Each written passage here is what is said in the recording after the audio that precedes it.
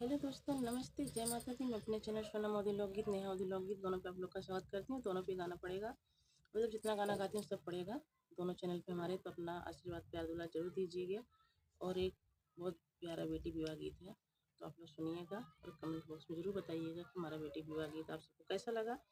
तो चलिए मैं सुनाती हूँ, आप लोग सुनिए और कमेंट बॉक्स में ज़रूर बताइएगा कि कैसा लगा। काशी बनारस में लागी रे बाजारिया, रे लागी रे बाजारिया, रे चुनरी बिकाइया ना मोल रे लालनवा, रे चुनरी बिकाइया ना मोल रे लालनवा। चुनरी खरीदै चले ससुर बढ़ई तायर, ससुर बढ़ई तायर, दुल्हन यार जलिए ठाड़ रे लालनवा, अरे दुल्हन यार जलिए ठाड़ रे लालनवा। हलकी चुनरिया जीने लाया मोरे ससुरु, अरे लाया मोरे ससुरु, अरे सिंदूरा जाला कई मोरी मांगे रे लालनवा, अरे सिंदूरा जाला कई मोरी मांगे रे लालनवा।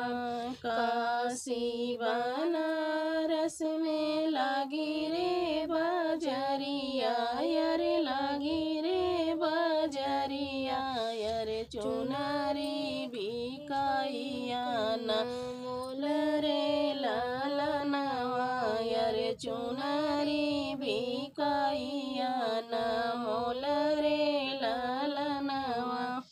चुनरी खरीदै चले जेठवा बढ़ई तायर, जेठवा बढ़ई ता, अरे छोटी यार जलिए ठाड़ रे लालनवा, अरे छोटी यार जलिए ठाड़ रे लालनवा।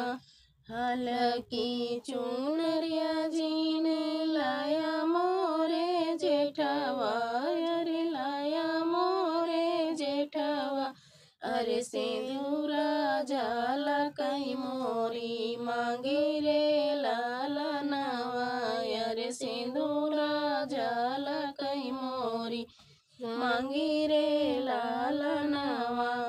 काशी बनारस में लागी रे बाजारिया, रे लागी रे बाजारिया, रे चुनरी बिकाइया ना मोल रे लालनवा, रे चुनरी बिकाइया ना मोल रे लालनवा।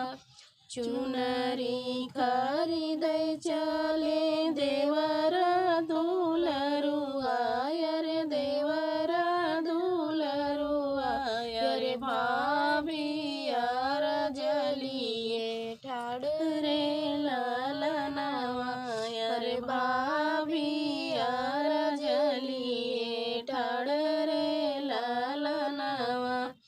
हलकी चुनरिया जीने लाया मोरे देवरू, अरे लाया मोरे देवरू, अरे सिंदूरा जाला कई मोरी मांगे रे लालनवा, अरे सिंदूरा जाला कई मोरी मांगे रे लालनवा। काशी बनारस में लागी